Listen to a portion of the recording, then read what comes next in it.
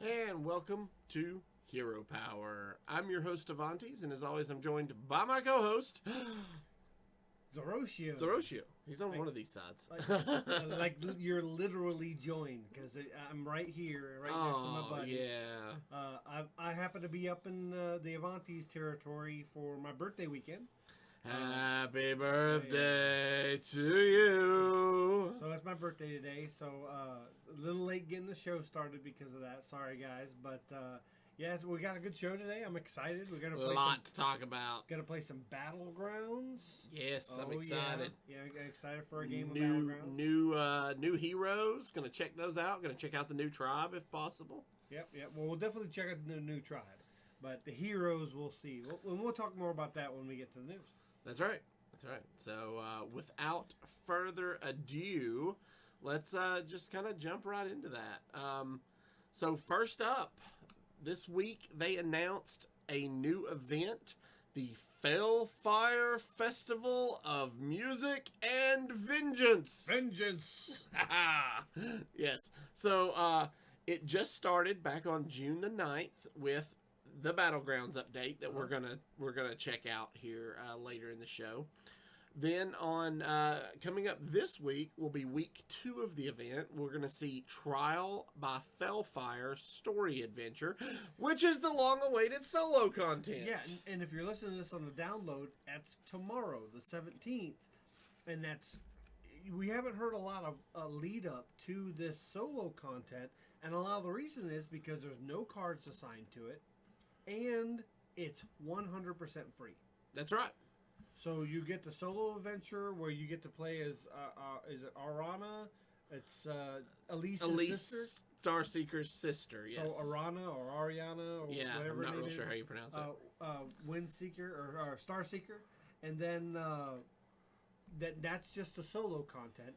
And then on June 24th, the following Tuesday, we're going to get the Trial by Felfire challenges. And there's correct. Special challenges that are kind of associated with the solo content.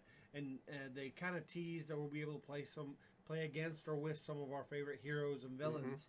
Mm-hmm. So I'm really excited for this because, we got a new set not until probably August, mid-August, maybe early August.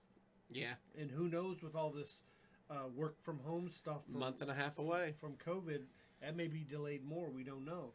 And then along with that, we're going to have on June 24th the return of the Burn Down Tavern Brawl. Right.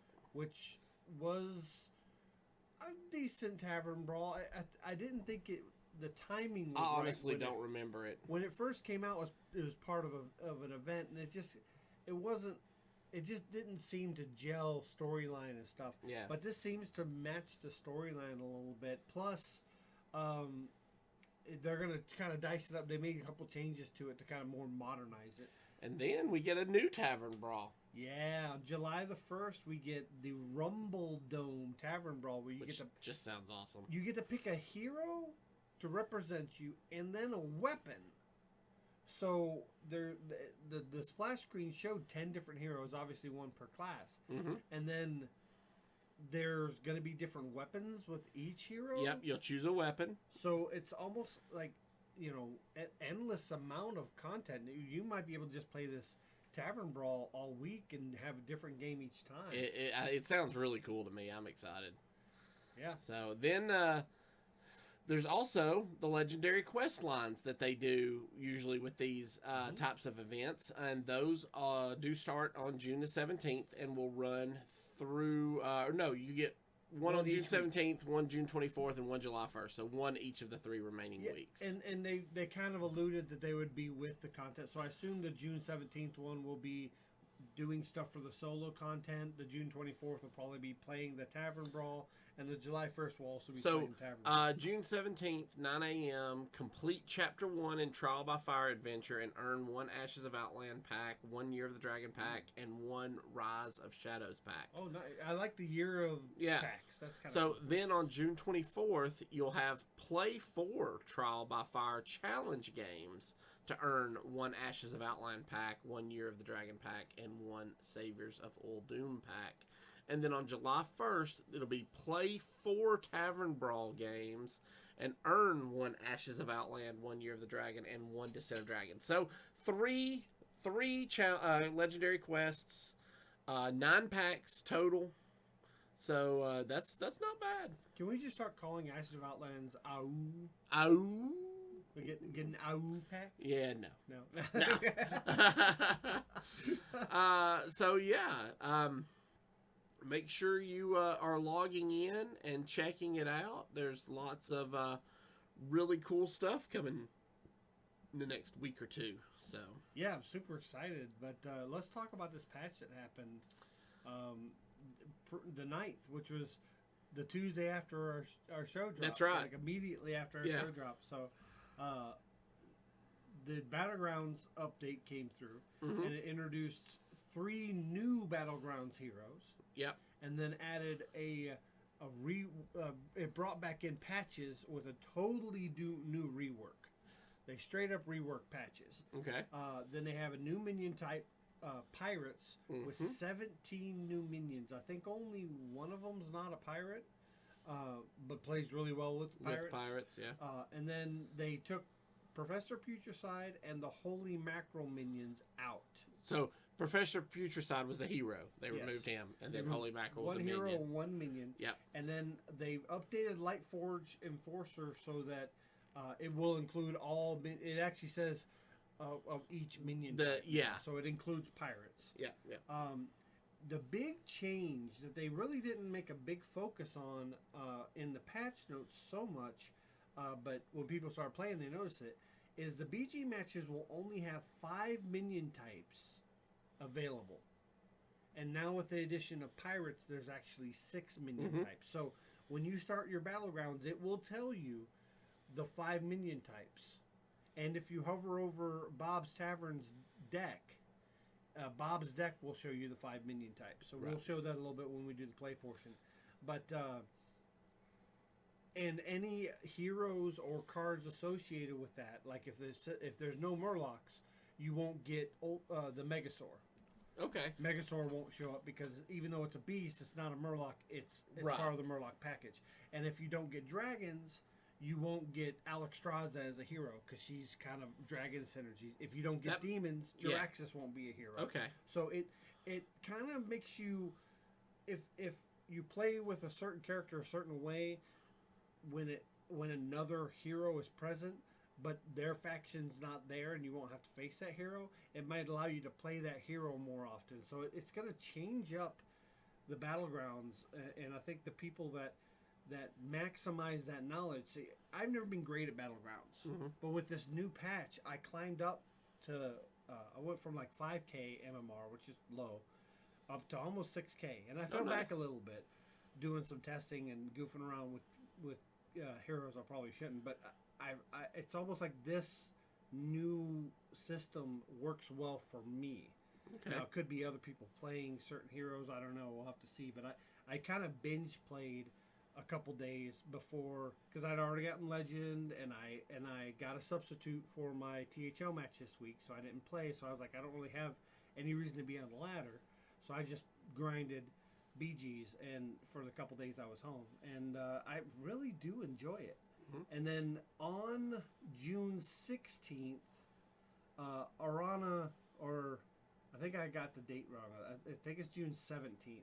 Arana Starseeker. Arana Starseeker is going to join the BGs. Yep. Now, all the new heroes, not pirates, because pirates are just baked in, but all the new heroes and Arana Starseeker will only be available early if you have the Battlegrounds perks. Right, so if you purchase the package that gives you access to 4 hero selections and things like that, you'll have access to those heroes now. Or if you got the Ashes of Outland bundle. The Mega Bundle. Yeah.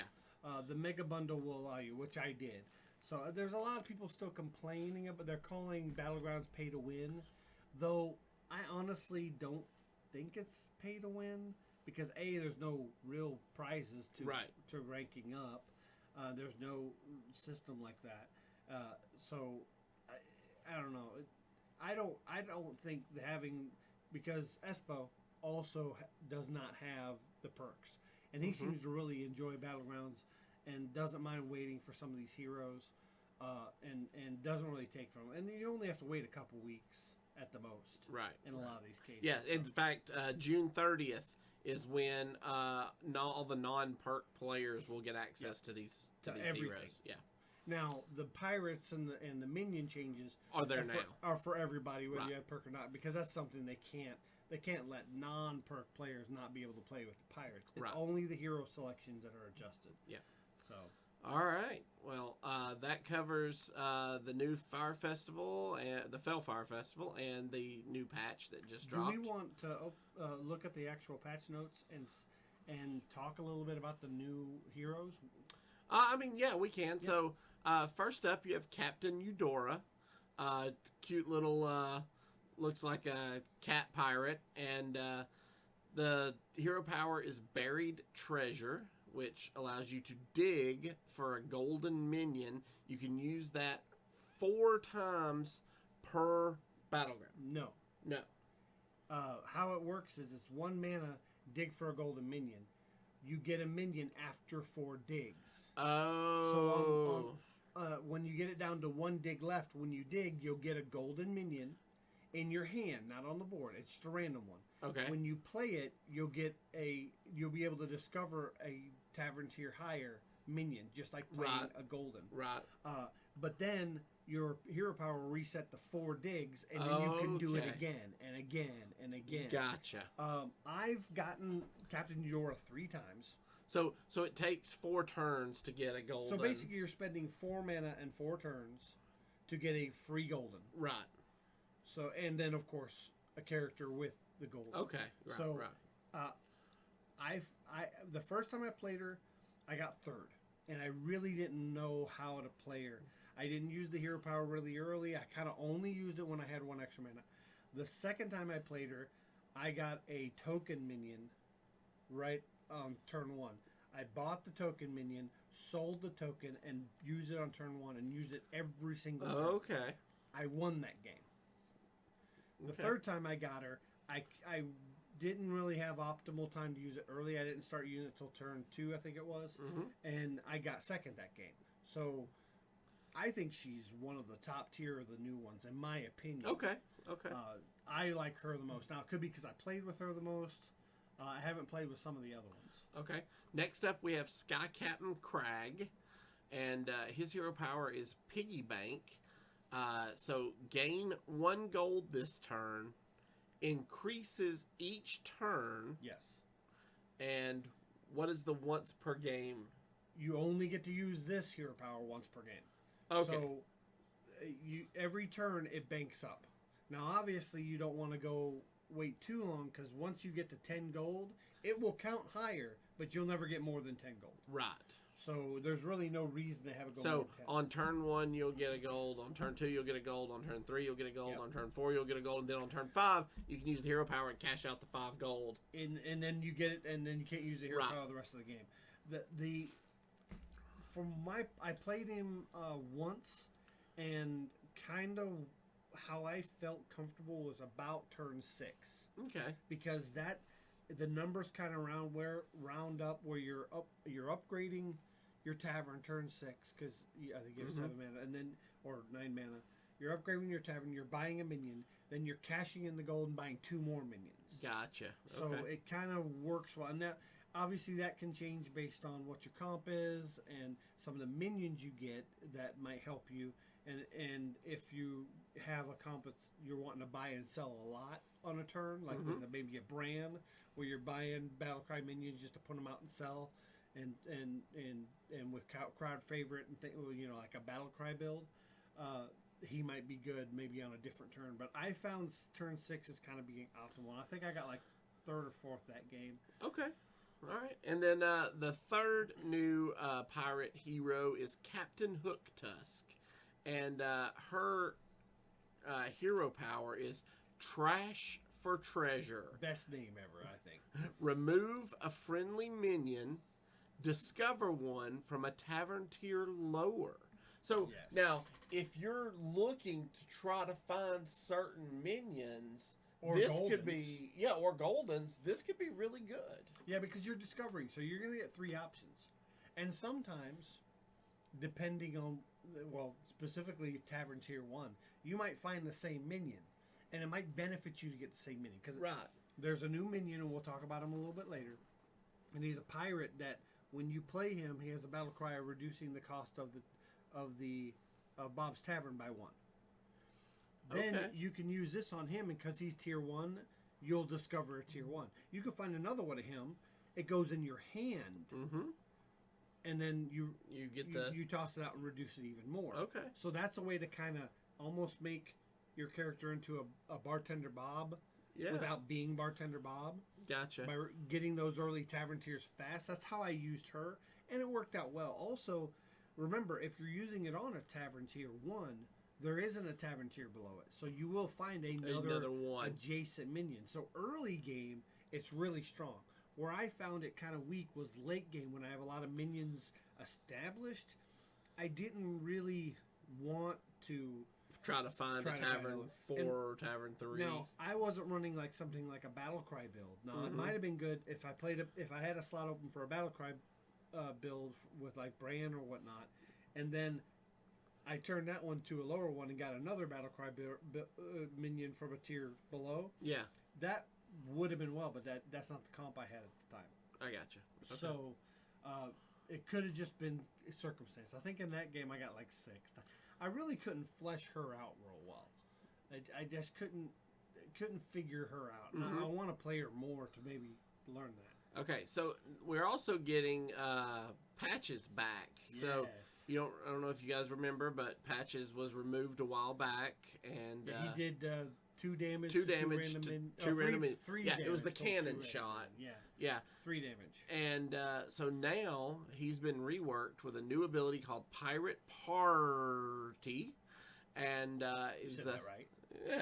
and he has a hero power. Get a pirate. After you buy a pirate, your next hero power costs 1 less. Yeah, and it says it's next. 4 gold to use this hero power. Now it says next. It doesn't mean that turn. That turn. The next time you do it. So basically, every 4 pirates you buy, this is free, and you get a free pirate. Yes. And how I'm seeing a lot of people play with this. Now, occasionally, if they end a turn after buying pirates, and they have 1 mana left, and it's 1 mana, they'll go ahead and do it just because they don't want to float a mana. But if you're going to float mana and not use it, you might as well just use this hero power just to get a free minion. And it could be Battle Cry build, it could be pirate builds, it could be Battle Cry builds, it could be there's a lot of different synergies, but mainly pirates are kind of the way to go with this. I unfortunately haven't had a chance to play him. Gotcha. I was hunting to play him, and I never got him as an option. Okay. Also, to remember, before we mentioned you only see 5 different tribes. For a short time, and I think it may be until the 1st of July or into July, pirates will always be one of the 5. Okay.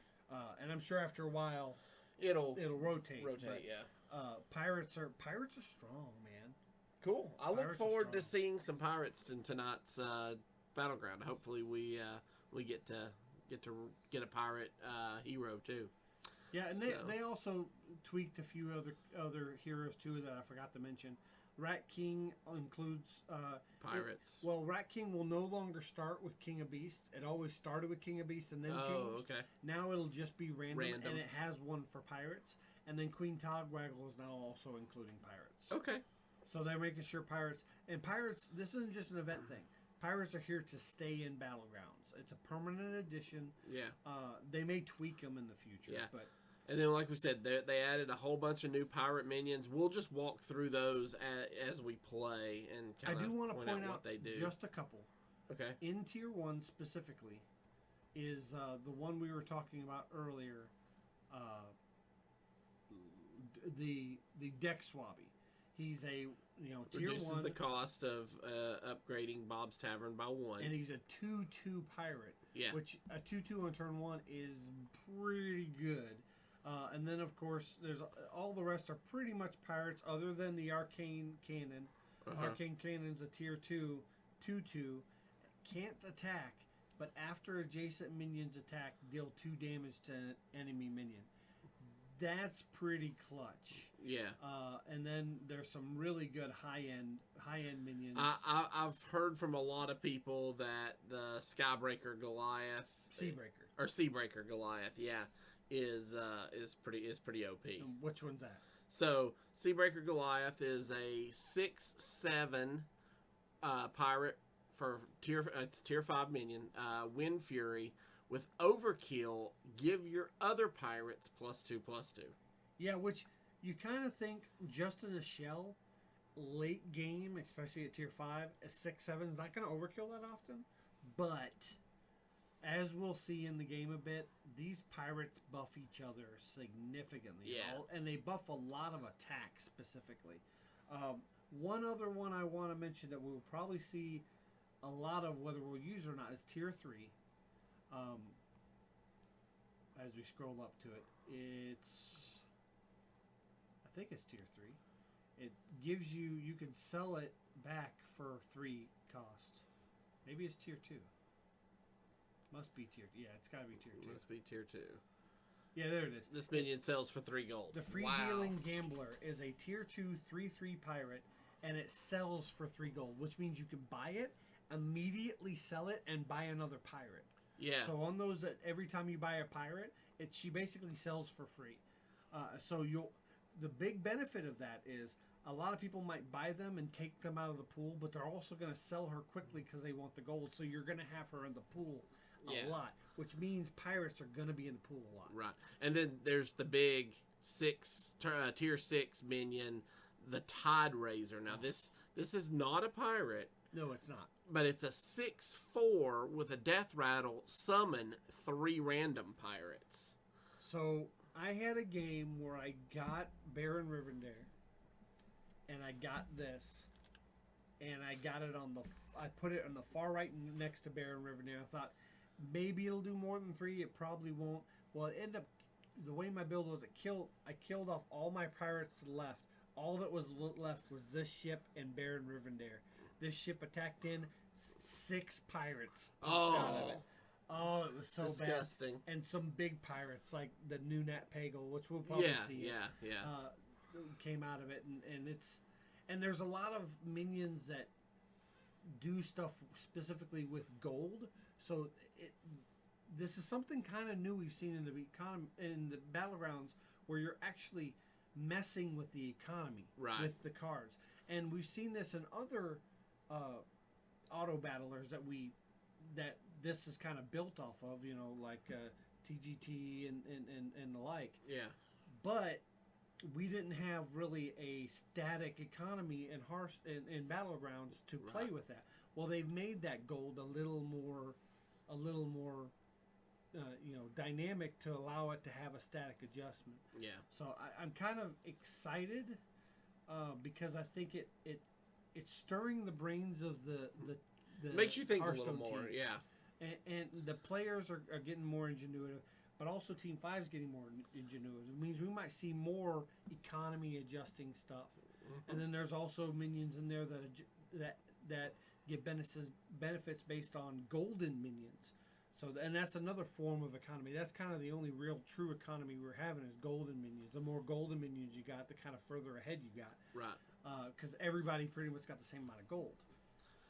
So. Yeah. So I'm really excited about playing some Battlegrounds tonight. I actually haven't played Battlegrounds in a few weeks, and so I'm stoked to check out some of these new changes. But before we get to that, this weekend, since Zerotio said he's been in town, he came over the last couple of days, and we've watched parts of Masters Tour Jonkoping, and let me tell you, it was a good event. Yeah, a lot of high level. What I got to see of it, because you got to see a lot of it today, where I couldn't, because I was celebrating my birthday and having kids jump up on me saying "Happy Birthday" 100 times. You kind of, there was a story to it.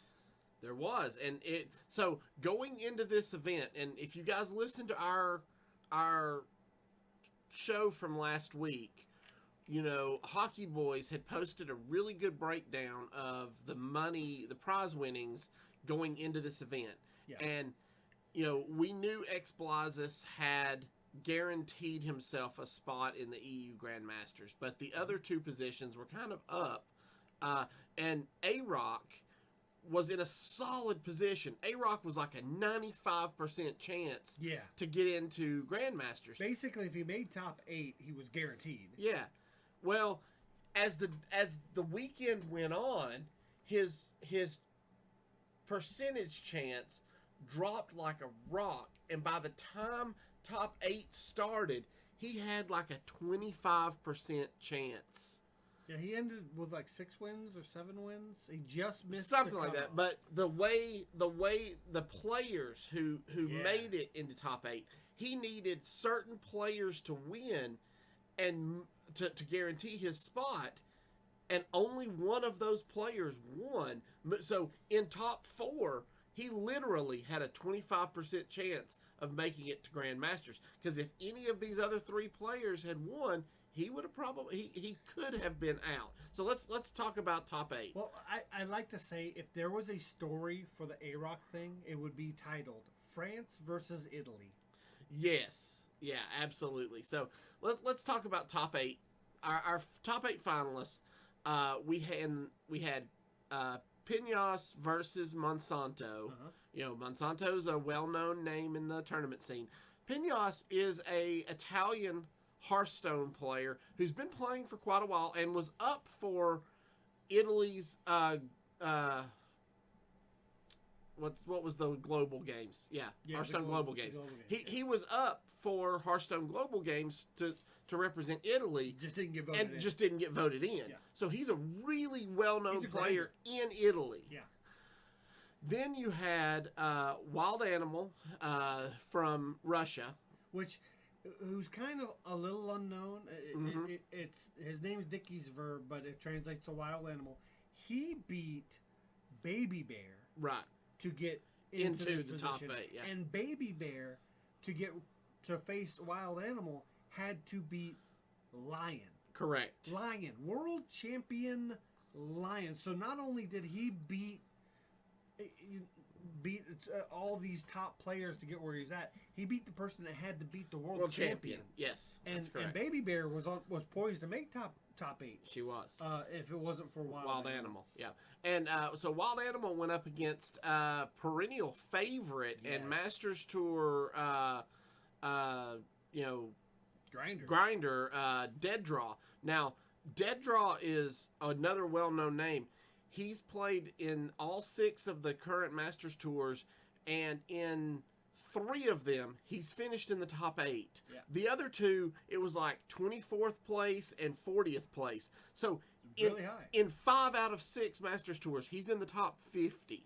Yep. So, I mean, this guy is one of the pros' favorites. Like, if you ask a pro who they think is the best player out there that's not in Grand Masters, they're probably going to tell you Dead Draw. In Europe. In Europe, yeah. So, then in the 3rd match, we had Rami, who was on the cusp. Actually, by making it into top 8, he makes it into NA Grand Masters. Yeah, he automatically qualifies because of his previous performance. Right. So just making top 8, Rami is boom. Now, he's a Grand Master. Right. So and they started calling him Grand Master at that point. And so Rami faced Habu Gabu, who is another pretty well-known player. Yep. And then we, in the final matchup, we had Weestone versus Warma. Now, Weestone was the only Chinese player to make it into the top 8. Yeah. And but Warma, there was a lot of Chinese players that barely missed the top 8. Yeah. And of course, Warma is a French player. So that was our... We'll get back to that later. Yeah, that was our top 8 for this event. Now, mind you, who did we not hear in this? Yaaargh. Correct. Yaaargh did not make the top 8, but I think he was in the top 16. So he increased his prize earning. So at this point, while his chances are high, they're not guaranteed for him to go into Grand Masters. Right. So basically, Yaaargh needed Monsanto to beat Pinos. He needed Dead Draw to beat Wild Animal. He needed Habu Gabu to beat Rami. and he needed Warma to beat Weestone. If all 4 of those win, he's automatically in Grand Masters. Only half of that happened. Not even half it. A quarter of that happened. Yeah. Pinos beat Monsanto to move on. Dead Draw beat Wild Animal. Yep.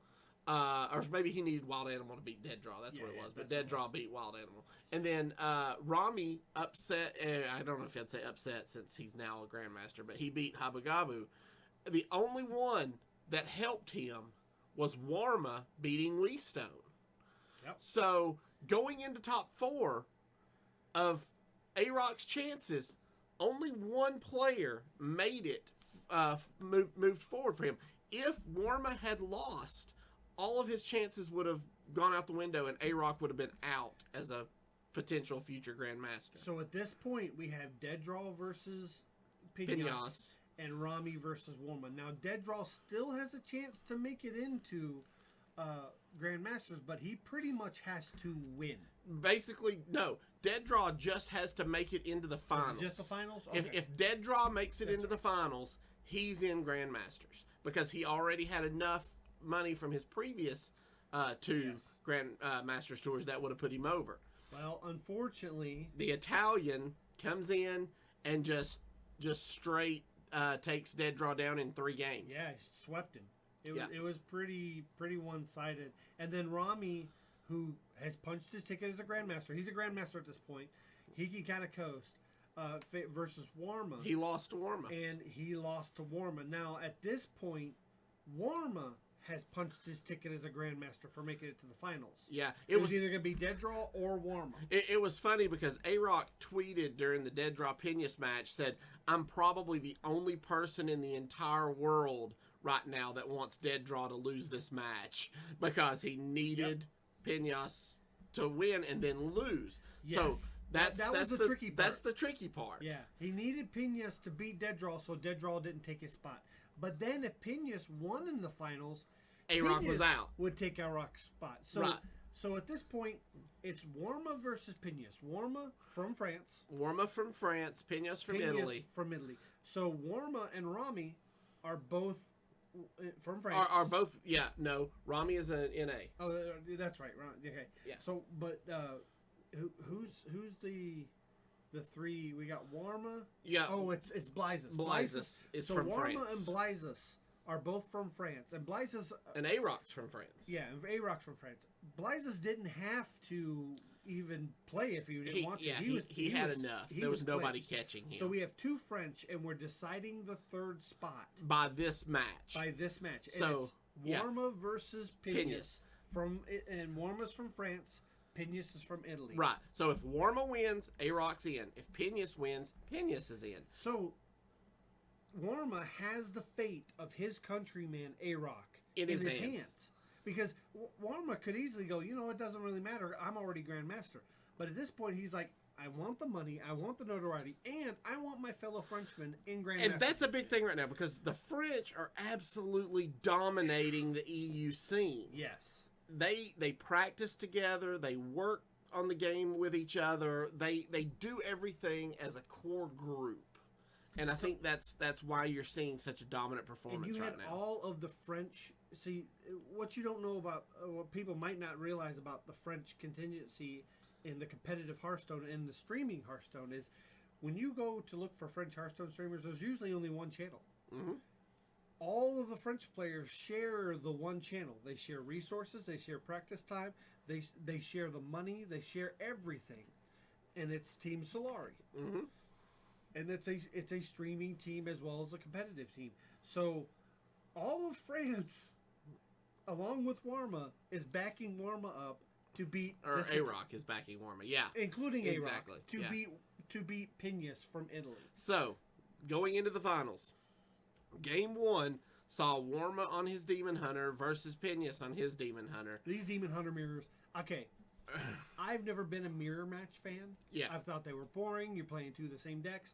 Demon Hunter mirrors are super exciting. They really are. Yeah. They really are. And it was a really good game, but Warma just had a nuts draw out of the gate, and Warma ended up winning that game. Yeah. So now Warma's up 1-0. Game 2 saw Warma on his rogue, and Pena switched to his druid. Which was, in my opinion, a smart switch. Yes. If he thought that Warma was going to go with his druid. The problem was... I think the matchup, Warma doesn't normally win that. The problem was, Pena's drew all of his high stuff. Yeah. And Rogue got off to a fast start, and Warma was able to win that match pretty quickly before Pena's could really get the ball rolling on his druid. Yeah. So now Warma's up 2-0, and Yaaargh's maybe feeling a little better because, I mean, he's been on Twitter all day just stressing, sweating it out. So game 3 saw Warma's final class, his druid, and Pena's did the smart thing and switched back to his Demon Hunter because the Demon Hunter has a little better win percentage against the druid. And again... now, this match was not as close as one would have you think because Pena's didn't get a very good draw. He actually had to work to win with his Demon Hunter in this matchup. And he did, and took it to Game 4. So right now it's Warma 2, Pena's 1, going into Game 4, and it's Druid versus Druid Mirror. Yeah, and if you looked at the lists, I did, Pena's kind of had an advantage. His deck should win the mirror. It should. But Warma had a really good draw and was able to, with the coin and an innervate, was able to drop a turn 5 mount seller. Yeah. Yeah. And that forced Pena's to have to use a lot of resources from his hand, including all of his cheap spells to be able to get rid of it. Now, in the druid, match, in that play, you normally, as the druid, you don't want to throw out a mount seller that's not on turn 7 because you're not going to get the free spells, you're not going to get all the minion generation.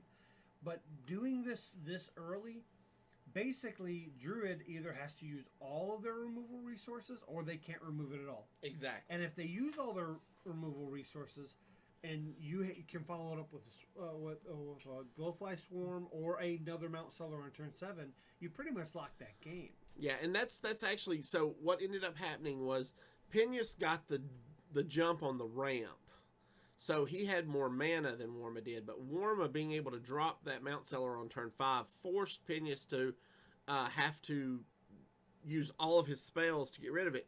Well, then the next turn, Pena's was able to play his Mount Seller, which then put Warma on the defensive and having to get rid of it. And it really came down to the fact that Warma had forced Pena's to burn all of his low-cost spells in early, what really put Warma over in that match. And he ended up winning it, taking the 32,500, securing his spot in Grand Masters, and also securing his countryman Yaaargh's spot as a European Grand Master as well. So let's talk about this. So last season we had 2 promotions in EU, and they were Felfire and Zim. Correct. Well, that's 2 of 3. Yeah. No, but they were both last French. season they only promoted 2. Oh, did they? Okay. Yeah, they only promoted 2 last season. This season they started the 3.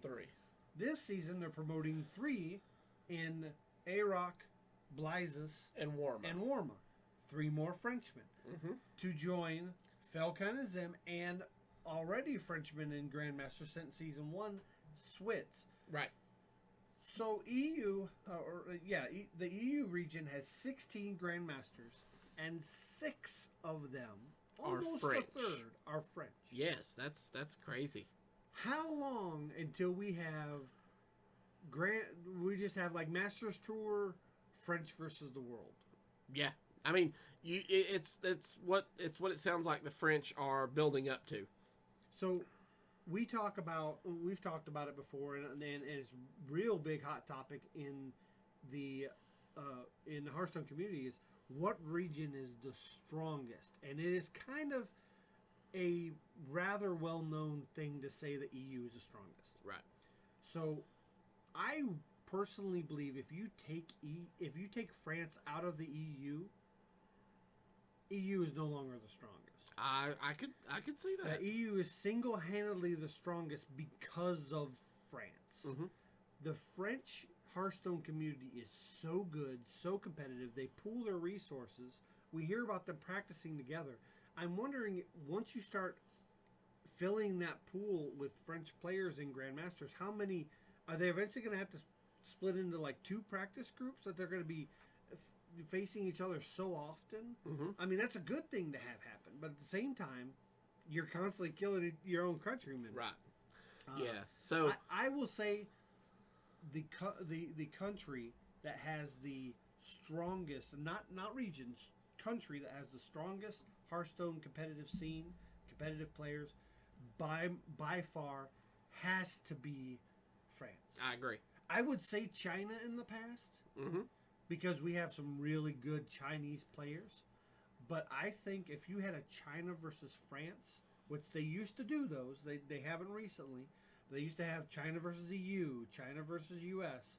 If they had a China versus France, there'd be no contest. France would destroy them. I agree. All right, so we've talked a lot about European Grandmasters, so let's talk about the other new Grandmasters. Oh, yeah. So NA welcomes 3 new Grandmasters in Rami, who we talked about making top 8. Then we also see Brimful joining him, and No Hands Gamer is coming to NA Grandmasters. Brimful and No Hands Gamer both just needed to get a little money from this and make sure certain people didn't pass them. And that just happened. I think No Hands Gamer came really close to making top 16, and Brimful was up in the mix. Yeah. No Hands Gamer, I'm really excited to see not only his level of deck building and meta decisions in Grandmasters. How does Grandmasters change with No Hands Gamer in the pool? Right. I personally think with No Hands Gamer going to Grandmaster, it's going to force Blizzard's hand to send Nosdormu to Hall of Fame. Because Nosdormu physically causes him a problem to play against. If you put Nosdormu in your deck and you play him on the board, he uses eye tracking software and a foot pedal to make his plays. And he physically cannot do that in the 15. And he's came out on, I think he was on Coin Concede, and mentioned it. And that's a physical limitation of the player that a card inhibits. Correct. Now, we'd like to think that the Grandmasters wouldn't do that, but we also have random effects that pull out that could get Nosdormu. And you don't want a Grandmaster losing a game, let alone a match or a chance to get into playoffs or be forced into relegation because of a physical limitation that really doesn't have to be there. Correct. Nosdormu doesn't do anything for current meta. All it does is make you rush your turns. And to be honest, if you're a good enough player, that shouldn't even shouldn't inhibit matter. you. Yeah. Also, the other thing it limits is animations are more pronounced. So if you have a turn that involves a lot of animations and they play the Nosdormu, that's not your fault these things don't happen. It's the animations. Again, another reason Nosdormu should be Hall of Fame. So I really hope that Blizzard, and especially the esports department, goes, hey, this may be a problem. Let's go ahead and do this sooner than later. And I'd hope I know they normally wait till Hall of Fames till the beginning of the year. Yeah. I really hope they do this Hall of Fame soon. Yeah. All right, and then in the APAC, we're seeing Alan 870806, also known as Alan Numbers, Bank Yugi, and Tizis. Yeah, these are pretty much the 3 we saw on the top. Yeah, that we talked about last week. And nobody in APAC really did anything this Masters. I mean, early on we had a few 4-0, 5-0s that were looking promising.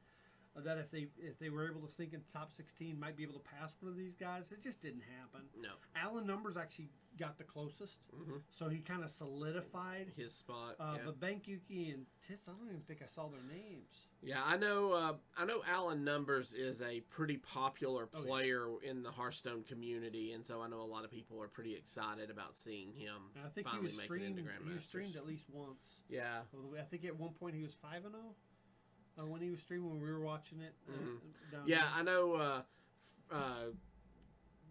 Deck Tech, Yeah. member of the community, he actually got to interview Alan Numbers after Masters Tour Arlington, and if you guys haven't had a chance to read that interview, highly recommend finding it on the web and checking it out. So, all right, well that does it for Masters Tour and our new Grand Masters. Again, congratulations to all of those guys. So a reminder, we do have Masters Tour Asia Pacific happening in a month.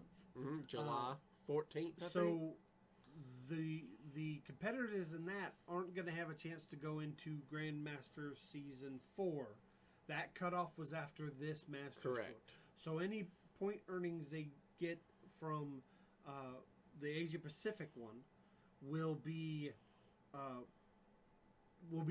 start to counter for Season 5, which will be 2021. Yeah, so that event will be July 16th through the 19th. So, and I'm really excited. I am too. One thing I'm really excited about is last year they didn't have Chinese representation at the Masters Tours.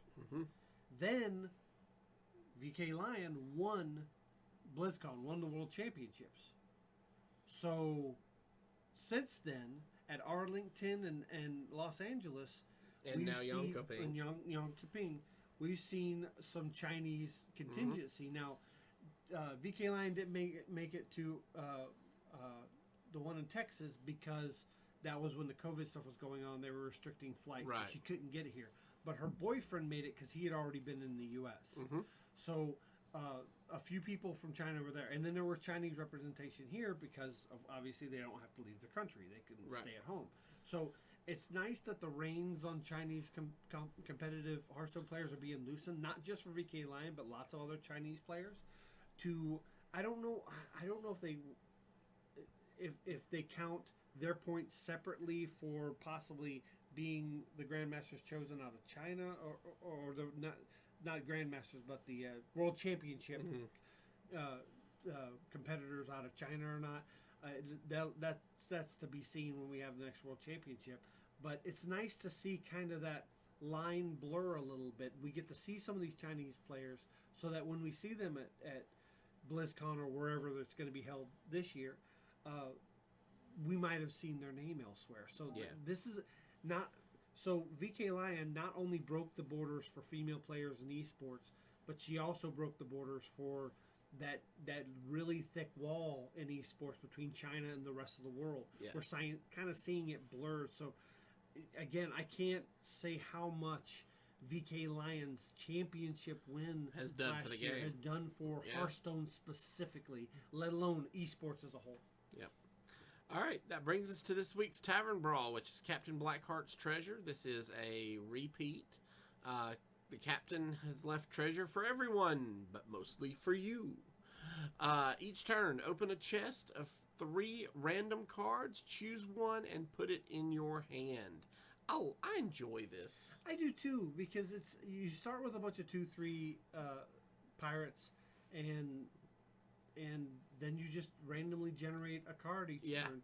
And it's random, but it's kind of controlled random, and it's fun. Yeah, I enjoy it. I think the Discover mechanic was one of the best things they've done for Hearthstone, and I enjoy... Bar none, yeah. Yeah, enjoy being able to choose how my game is going. So. Yep. All right, guys. Well, as we said earlier, we are going to do Battlegrounds in the second half during the play portion. So we don't really have a deck list to show you this week. So we're going to skip right on through that. But before we go and do our closing, I want to... we got a lot of Twitter recognition last week for speaking out for the Black Lives Matter movement and protests going on throughout not the country but the world at this point. There's protests going on in Japan and all through Europe. It's becoming a worldwide recognized problem that we need to squash and we need to recognize. Now, I'm not going to try to say something every single week to point out that that we support Black Lives Matter. We do. It is important to us, but I do want to make sure we try to close out most of our episodes for at least the foreseeable future, stating that we do support Black Lives Matters, and everybody out there who is supporting and making their voices known, you have our support, and thanks for doing that. That's right. All right. If you are joining us on Twitter or YouTube, please stay tuned for the live play portion of our show. If you are listening via our audio podcast, we'd like to thank you for joining us. And remember, you can follow us on Twitter at HeroPower_cast.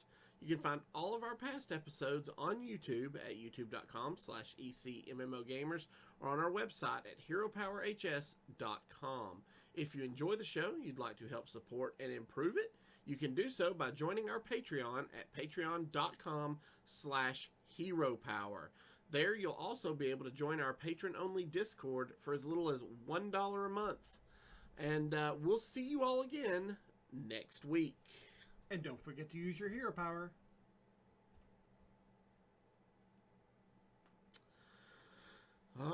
Alrighty, let's get to work.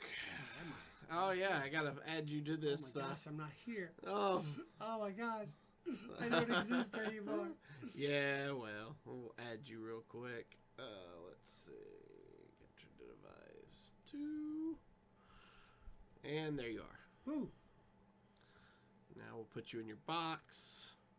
Always put me in my box. Oh. I haven't been doing my quests. Oh, look at that. I've been doing my quests. Oh no. All right, so Alright. we're on my account because I have the perks for Battlegrounds. And when I say perks, if you have the perks, you're going to have this checkbox here. And what these perks are, if you click on it, it's the pass that it gives you 4 arena tickets and the perks. And all it does is allows you access to the heroes. And you get 4 discovers instead of the normal 2. Right. Or 3 if you got the previous pass from last season. So, and then you get the emotes and the bonus stats, which here's if you don't have the perks, you don't see these. And these are extra stats where you get to see where your last wins were, what your most, your top heroes played and wins, and then all your individual stats. You get those with the perks as well.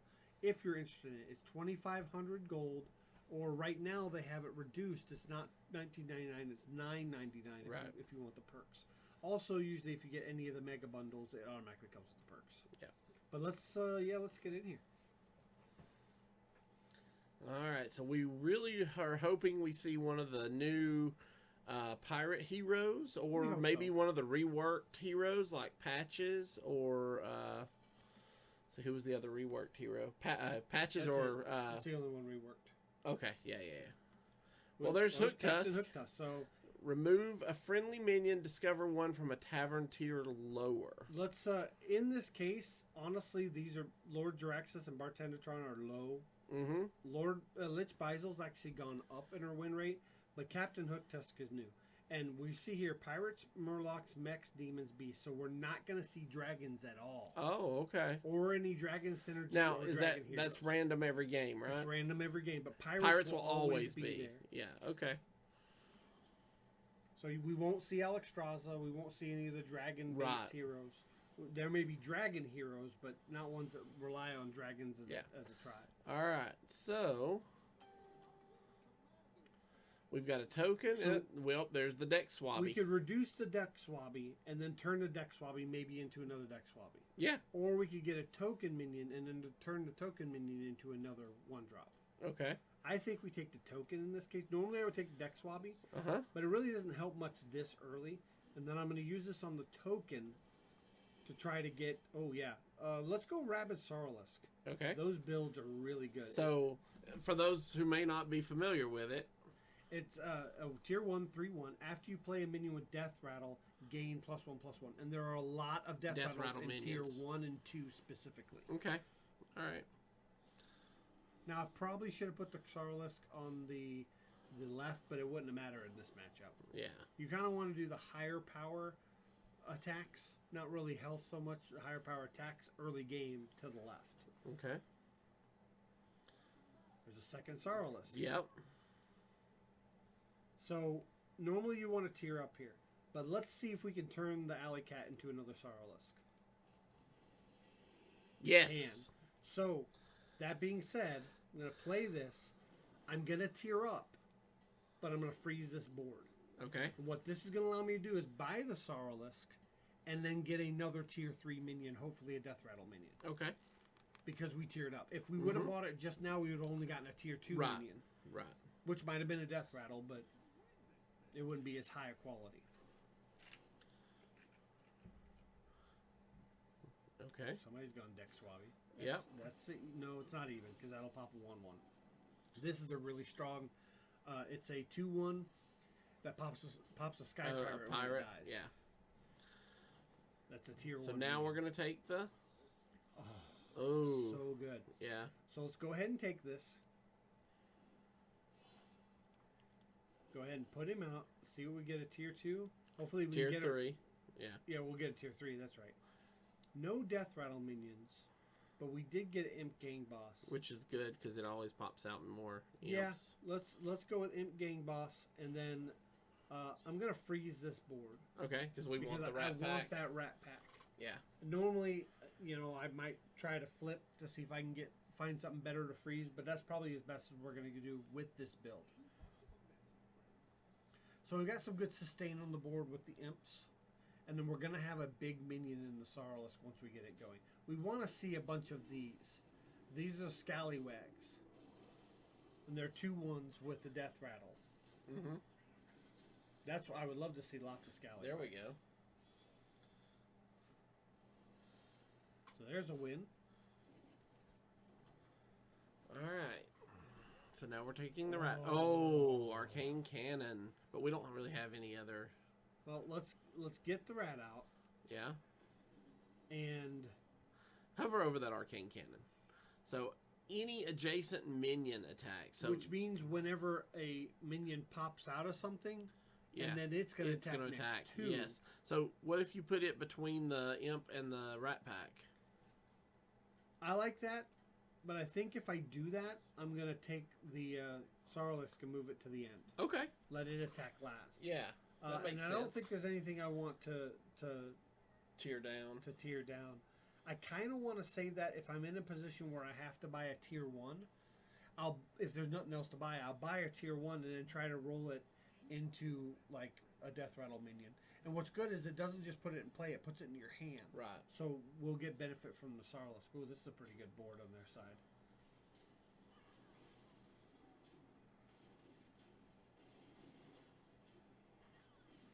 Yeah, that's a pretty good board on his side. Of course, we've kind of developed the first few turns. We haven't built up like he has. Right. Plus, he has the captain. Ooh, another cannon. Yeah. We can start going our Death Rattle trains. Right. So I like spawn into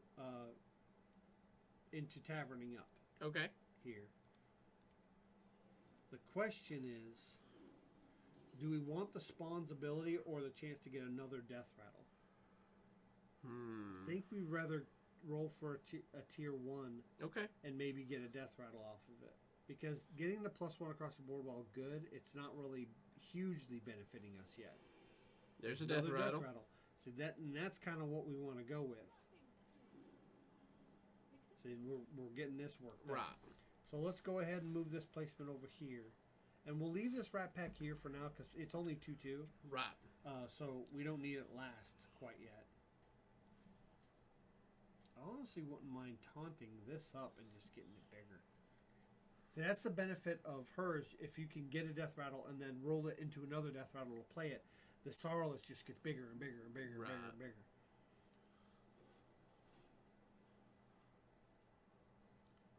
Okay, I think we kind of got this one. That hit the 2/2. Oh, I was hoping it hit the 2/2. All right. Nice. Okay. There we go.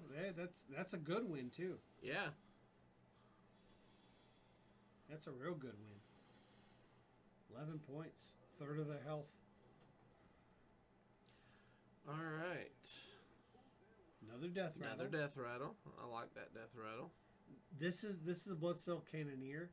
If you're running a pirate build, this is ridiculous. +3 to all your pirates. Yeah. Kind of nuts. I like getting Sifter's Heiresses just because I'm crazy and love to high roll. Right. But I don't think this is kind of the comp we do that. Let's roll this to see if we can get a 2-star. See if we can get a 2-star. Maybe we'll get a rat pack. Well, Harvest Golem. Yeah, we can go Harvest Golem. That does what we want to do. We'll play it. Well, let's go ahead and roll for more Death Rattles. Oh. Replicator on the Harvest Golem. Yeah. And it still buffs it, even though you're doing it. There's a Death Rattle, but let's see if we can get higher qualities. I don't think so. Okay, so that's good. We don't need to freeze this board. I'm going to move this here. But I don't want to put the Arcane Cannon before it. I want to leave it next to the Imp. I want the Divine Shield to try to go off. That's great. That's absorbing some good... yeah, that's absorbing some really good good stuff there. See, he's running a Sorrowless build as well, but ours is golden. Right. And we're getting some good benefits off that Arcane Cannon. Boom. Just now taking it out. So this is a win. Oh, yeah. This is pretty much a guaranteed win at this point. Nice. And he was undefeated at this point. He hadn't taken a loss at all. Alright. So... I don't think we're too invested in that imp. Yeah. And that's not a great... Not a great Death Rattle. Death Rattle. But it's a Death Rattle. Maybe we can re-roll into another one. So let's do this like we did last time. We tier up, buy this Death Rattle, play it, and then try to get another Tier 1 Death Rattle. Because I value that better than this. Didn't get a Death Rattle. Oh, yeah, we did. Scallywag. Yeah, Scallywag. There we go. That's the Scallywag I was talking about. And this is a pretty strong one. This is a really good one to have next to Cannon. the Arcane Cannon. I think I like that placement. I think if I give this taunt, I might move it more to the right. Right, yeah. We'll probably end up selling the Imp Gang Boss here in the near future. So while it generates us minions, we're also doing that with Death Rattles. Yeah. So we don't have any huge minions yet. While our Sorrowlisk is pretty big, it's not. So would you think we, instead of, that we would trade it down to a Tier 2 before we sell it, just to see if we can get another Death Rattle, of course. play if we it, then decide to sell it? then that's what we would do. Yeah. Okay. So he's kind of a pirate build, not a full pirate. Well, that's a build. good placement for our Divine Shield. Yep. Real good placement for our Divine Shield. Man, Snipe City. Shoot, yeah. Shoot, yeah. Boom. Nice. So a lot of people really were like 2-2. It's not going to last on the board. There's no real ways to buff it. It's not part of a tribe. Yeah. But man, is it strong. So let's get an Arcane Cannon to try to work on a triple. I don't think we need to... I mean, that's a... We would do it for the Death Rattle. Right. Let's just go ahead and do it. So and then at this point, let's go ahead. Get rid of the Imp Gang Boss. Because what this is going to do is going to put him in our hand so we have space to do the And there's our third Arcane Cannon. Boom. That's what we wanted. And that's why you want to use that, too. So we want to hit this first, and then we'll throw this Arcane Cannon. What this does is now it's 4/4, and it does 2 damage twice. So we'll go for a Tier 5. Battlecry Death Rattle. Yeah, but we don't have anything it's buffing. No. It does buff the... well, what about the Skybreaker Goliath? We don't really have any pirates. I think we need the space. So let's just play this for the Death Rattle, and maybe we roll for a Tier 4 next turn. Okay. So we don't need it far on the left, because we don't care about its Death Rattle. We just care that it has it. Right. So let's... so that's another... A stronger, beefy girl. +1 that you bought this turn, and then this one's good if you have a pirate build. Well, let's go ahead and roll. There's our taunt we were looking for. Yeah, let's go with giving, because I want to give that taunt. I don't want to give the right. Yeah. We'll find something else to give taunt, or something we're gonna re-roll down, or Because the Sorreless can keep getting bigger, bigger, bigger. We want things to run into it. Good.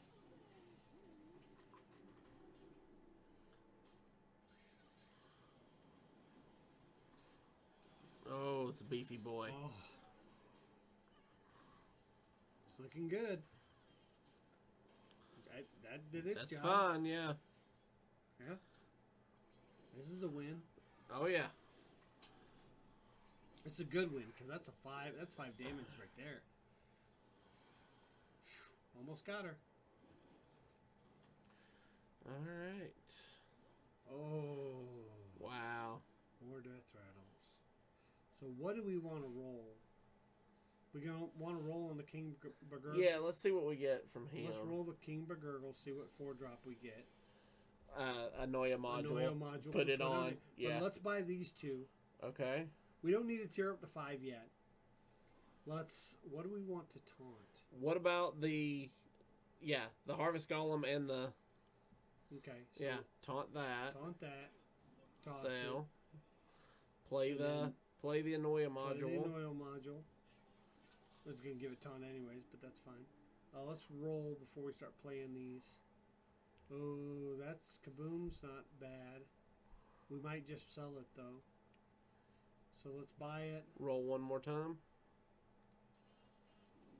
Yeah, let's roll. See what we can get in the. Because we're looking for another demon. I think we toss. I don't think we get much more use out of the Selfless Hero. So let's toss the Selfless Hero. Keep the Kaboom bot then. Keep the Kaboom bot. Toss it, and I don't think you need the Rat Pack. Okay. Because we're not really getting much benefit. I'd rather have the 3/3 taunt here. Right. And we'll just roll to see if there's anything worth freezing. Not there. Not there. Okay. So now we're starting to get kind of a beefy board. Right. The only thing I'm not a fan of is the Sorrelisk on the right of the Arcane, because it's not going to die and allow. So I might move the Sorrelisk to the front with Arcane and let the bombs hit after. Yeah. Could go our way. It's looking promising. Oh, that's not looking That's promising. not good. Come on. Okay, this is good. There we go. Okay. There we go. We needed to take out the 1 min because we knew our 2 big boys would trade. Yeah. So let's go with positioning first. Let's move this here, and then this here. So this will attack, do the damage, and then this will attack, blow up, move over, let this attack. If it dies, and then it just chain. Right. Let's go ahead and tier up. Okay. Let's get up to 5. Then we're gonna roll. We don't need another Annoya module. No. We got Demons, Mechs, Beast, Pirate. So maybe we Lightfang Enforcer. Okay. But if we Lightfang Enforcer, we want to throw the Kaboom bot so the boosts all happen to the Harvest Golem. Okay. I think. So if we're gonna do that, we're gonna sell the. No, we don't want to sell the Pirate. We want to sell the Kaboom bot. So let's trade. Let's use the hero power on it. Nothing. So we'll save it to possibly need to trade, sell it later. Okay. So we'll Lightfang Enforcer, and then the buffs are going to happen on the Scallywag, one of the 2, which is fine because if we get a triple on it, it'll hold the buffs. The Mech and then the Beast.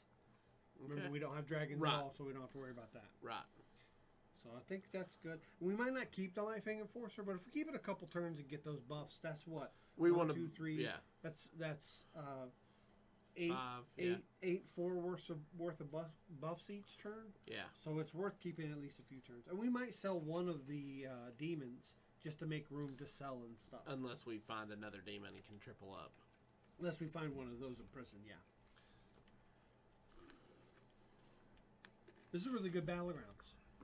We're already locked in top 6. We'll probably get a top 4 with this. And I found with this new meta, this new patch, I seem to play better in it than I did the old one. Yeah. There's also an add-on for Hearthstone Deck Tracker that'll predict at the top what your percentage chance to win this round or lose this round is. Which we are not running right now. But it's handy to have. So Deathwing's kind of a tough one for our build, but It worked out well because It we have did. so many tokens that are Right. popping out. I'm surprised he's not running a full token. Well, I guess he was running a token, but I would have thought he would have. I don't think we need to invest in another Sorrowless. No, I don't think so either. Don't I think it's too late to think start. we don't have enough board space for another arcane Nope. cannon. But let's go ahead and get Death Rattle. Roll. We're pretty much looking. Oh, let's go ahead and take this Light Fang Enforcer. We might Okay. commit to it. We got the taunt on that anymore, so we don't need that. Yeah. Let's take the Harvest Golem. Well, we will take the Harvest Golem. Let's roll this one. Okay. See what we get. Mecharoo. So we're going to Mecharoo. Sell it. Sell the Mecharoo. Get the Harvest Golem. We're going to Play Grandma. play the Grandma. Sell the Grandma. Sell the Grandma. Let's roll again. We won't be able enough. Well, if we sell the Harvest Golem, but I want to save it. Yeah. So we'll roll one more time. Oh, that's a good one to have. Yeah. I don't know if we want to keep it, but Do we want to freeze this board? I think it might be too soon to freeze. I don't think we freeze, but we throw this Light Fang, so now we're going to get 2 Light Fang Right. buffs. And then hopefully, the reason I don't want to freeze is because I want a full board to possibly get another Light Fang buff. Yeah. Enforcer to triple that up. And I thought about just selling those 2 minions and getting another Death Rattle and then cycling it to then put up Light Fang Enforcer, but I want to keep the Harvest Golem possibly triple up on it. Okay. I don't necessarily think there's not a lot in tier 6 that we need for this build. This is kind of a menagerie build. Right. A Death Rattle menagerie. There's not a lot we need in tier 6, so we might just stay at 5 and only get the tier 6 minions we get from Goldens. Uh-oh. Yeah, this is looking rough. Yeah, this is... The cannon might bail us out here, because Well, the cannons removed all of their, we need to get Rivendare sniped. Oh, yeah. almost. Yeah, I think now the Rivendare doesn't matter now. There, yeah. Don't think we win this. Yeah, we can't win this No. one. But, I mean, the cannon did a lot of damage. It did. It did a lot of work. We're only taking 2 plus... So 4, 6, yeah. That's not bad at all. because those are considered tokens, so they're only tier 1. Yeah.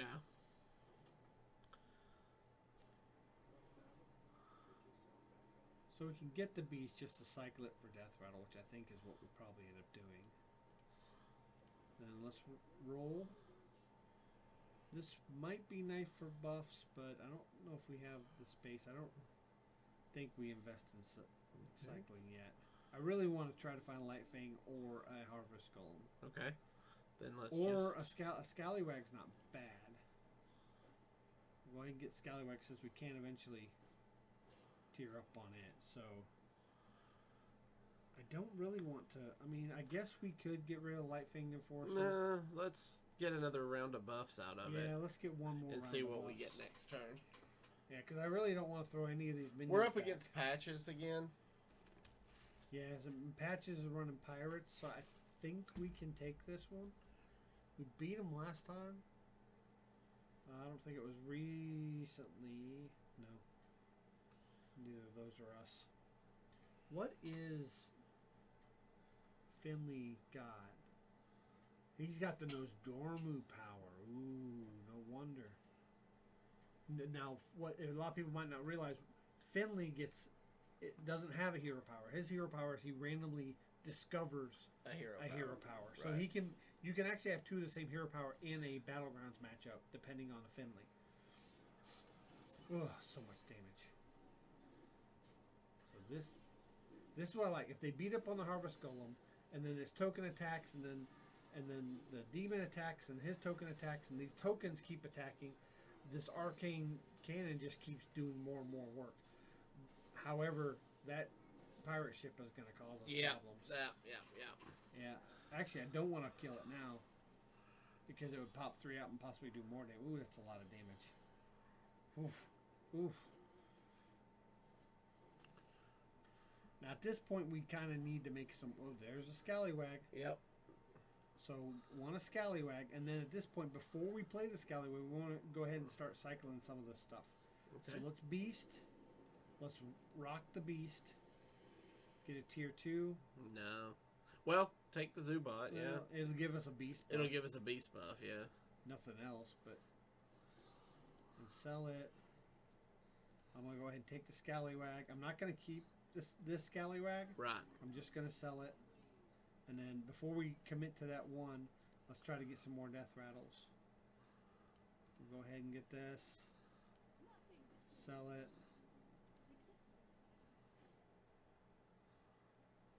There's more, but I don't have enough to sell to get there. So we'll just go ahead and play the Scallywag. Get a tier 6. Oh, yeah. Is that worth taking out one of the Light Forge? I think so. Okay. So get rid of the Light Forge Enforcer and play the Tide Razor. So what I'm going to do is I'm going to get this Righteous, sell it, get a Selfless, play it just so I can get the buff. Okay. This is just getting this even bigger. Right. And then we'll roll to see if we want to freeze next turn. A lot of Death Rattles. Yeah. But nothing. We're really at this Nothing point. we're wanting to keep. We're looking for Harvest Golem and maybe another Imprisoner. Possibly go back to Enforcers. We might end up ditching the Enforcer soon though, because we got a lot of buffs out of them. Yeah, we have. Just for the space. Oh wow. Similar build to ours. Yeah, they stopped our cannon. They did snipe our cannon, but I think we might still be in a decent spot. Oh, those Divine Shields are gonna hurt. If our Harvest Golem can do damage to them, it didn't do damage to it. And they got our pirate, they got our pirate ship too. Well, he's tier 4. If he stays alive, which he will, we're pretty much dead. Yeah. Okay. Well, we might sneak a top 4, or we might get 5th. It depends on how the numbers land. See how we finish out here. Nobody else died, so we got 5th. Okay. So Captain Hook Tusk is good, but I haven't really, and we only lost 12 points. That's not bad. Yeah. She's hard to work. Because as you realize, late game, there's times we didn't use our hero power. Right. Because there was nothing on the board we wanted to cycle. There's also on what tier minion do you use the hero power. It's a bit tricky, and I think she's one of those that's right now our win rate's not great.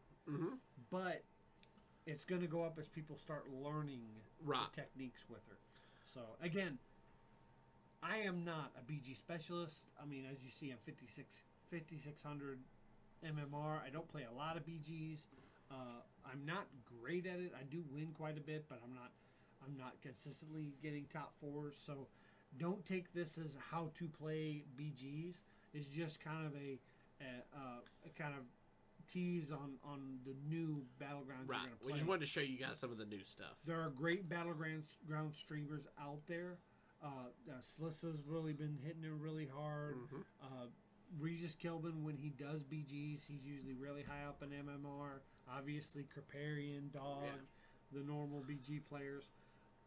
If you want to learn how to do well at BGs at Battlegrounds, definitely check out those streamers. All right, guys, that's going to do it for us this week. If you have any questions or comments about the show, please feel free to email us at heropowerpodcast@gmail.com. We love hearing from you guys. Do us a favor, hit that subscribe button below on YouTube if you haven't done so already, or give us a follow on Twitch to be alerted when we go live. And again, if you are interested in checking out our Patreon, you can head over to patreon.com/heropower.